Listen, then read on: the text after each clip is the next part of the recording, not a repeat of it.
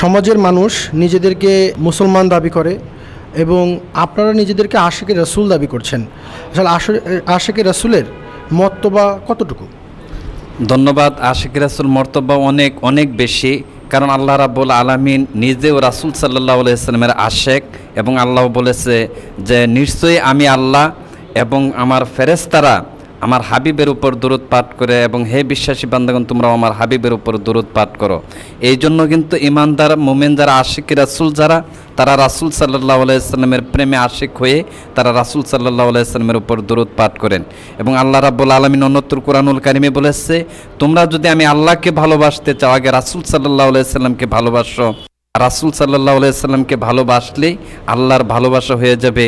আল্লাহ রাব্বুল আলামিন বলতেছে যে আমি আমার হাবিবকে যারা ভালোবাসতে যারা পারবে, আমি আল্লাহ কথা দিলাম তাদের জিন্দেগির গুনাহসমূহ মাফ করে দেব।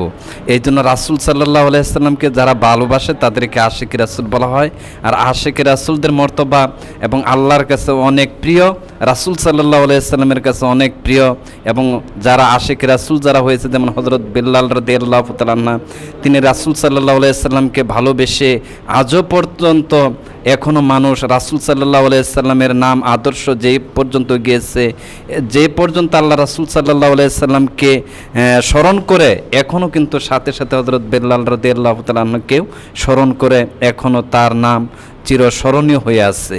এই জন্য আশিক রাসূলদের মর্তবা অনেক অনেক বেশি।